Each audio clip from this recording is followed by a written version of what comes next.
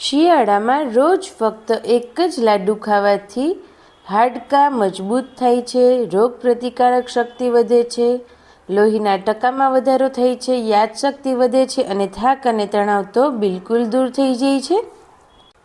એમાં પણ જો તમને ખબર પડે કે આ લાડુ બનાવવામાં ગોળ, ખાંડ કે ડ્રાયફ્રૂટનો ઉપયોગ નથી થતો અને ઘરે ખૂબ જ ઓછા ખર્ચમાં અને એટલા ફાયદાકારક લાડુ તમે બનાવી શકો તો બનાવશો ને। તો આ વિડીયોમાં આજે એવા જ લાડુ બનાવીશું જે નાના બાળકોથી લઈ અને વડીલો સુધી બધા માટે ખૂબ જ ફાયદાકારક છે। તો આ વિડીયો એન્ડ સુધી જોઈ અને તમે ઘરે જરૂરથી ટ્રાય કરજો। લાડુ બનાવવા માટે આ રીતેનું પેન લઈ અને તેમાં અડધા કપ જેટલા તલ એડ કરીશું। તલને ગેસની સ્લો ટુ મીડિયમ ફ્લેમ પર સરસ રીતે શેકી લઈશું। તલ સરસ રીતે શેકાવા લાગે ને ત્યારબાદ તેમાં તેના અડધા એટલે કે 1/4 કપ જેટલું આપણે કોપરાનું છીણ એડ કરીશું અને તેને પણ ચલાવતા જઈ અને સરસ રીતે શેકી લઈશું।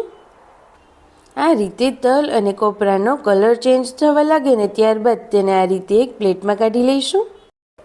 હવે આપણે એક પેનમાં 2 ચમચી જેટલું ઘી ગરમ થવા માટે મૂકીશું।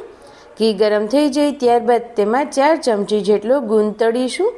ગુંદ સરસ રીતે તળાઈ ગયો હશે તો તે ખૂબ જ સરસ લાગશે। તો ગુંદ સરસ રીતે તળાઈ જાય ત્યારબાદ આ રીતે તેને એક પ્લેટમાં કાઢી લઈએ અને ફરી વખત એ જ પેન આપણે ગરમ થવા માટે મૂકીશું અને તેમાં 1 કપ જેટલા મખાના એડ કરીશું। મખાનાનો પણ કલર ચેન્જ થવા લાગે ને ત્યાં સુધી તેને સરસ રીતે શેકી લઈશું।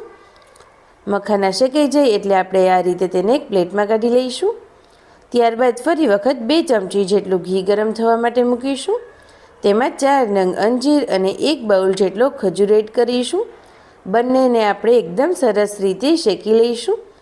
જો આ લાડુ બનાવીને આપણે તેને ઘણા લાંબા સમય સુધી સ્ટોર કરવાના છે, જેથી કરી અને આ રીતે આપણે બધી જ વસ્તુઓ ઘીમાં શેકીને એડ કરશું ને તો તેનો ટેસ્ટ પણ સરસ લાગશે, તેના ફાયદા પણ શરીરને મળશે અને તમે તેને ઘણા લાંબા સમય સુધી સ્ટોર પણ કરી શકશો।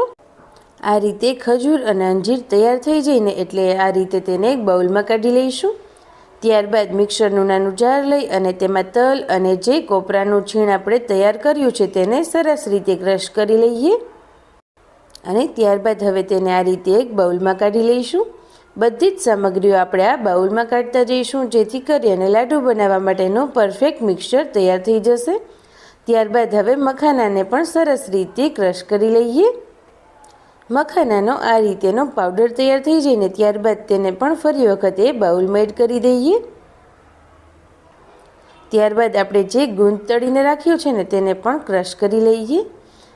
આ રીતે ગુંદ સરસ રીતે તૈયાર થઈ જાય ત્યારબાદ ગુંદના મિક્સરને પણ આપણે એ જ બાઉલમાં એડ કરી દઈશું। ત્યારબાદ નાના કટ કરેલા કાજુ અને બદામ એડ કરીએ અને ત્યારબાદ હાથ વડે બધી જ સામગ્રીઓને સરસ રીતે મિક્સ કરી દઈશું। લાડુ બનાવવા માટેનો જે આપણે પરફેક્ટ ડો અથવા તો મિક્સર કહીએ ને એ રીતેનું તૈયાર થઈ જાય ત્યાં સુધી તેને મિક્સ કરતા જઈશું। તો તમે જોઈ શકો છો લાડુ બનાવવા માટેનું પરફેક્ટ મિક્સર બની અને તૈયાર થઈ ગયું છે। હવે હાથ વડે એકદમ નાની સાઇઝના અથવા તો મીડિયમ સાઇઝના લાડુ બનાવી અને તૈયાર કરી લઈએ।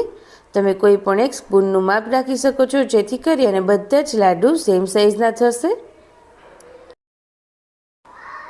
હવે આ જ રીતે આપણે બધા જ લાડુ બનાવી અને તૈયાર કરી લઈશું। આ લાડુ તમે એક વખત બનાવીને આખો શિયાળો ખાઈ શકો છો અને તેના અઢળક ફાયદા પણ મેળવી શકો છો।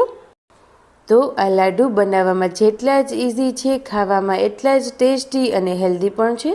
તો તમે પણ તમારા ઘરના દરેક લોકો માટે આ શિયાળામાં આ લાડુ તો જરૂરથી ટ્રાય કરજો। શરીરને લગતી કોઈ પણ પ્રોબ્લેમ હશે ને આ લાડુ ખાવાથી બધી જ દૂર થશે। તો તમને મારી આ રેસીપી સારી લાગી હોય તો પ્લીઝ આ વિડીયોને લાઇક, શેર અને ચેનલને જરૂરથી સબસ્ક્રાઈબ કરજો।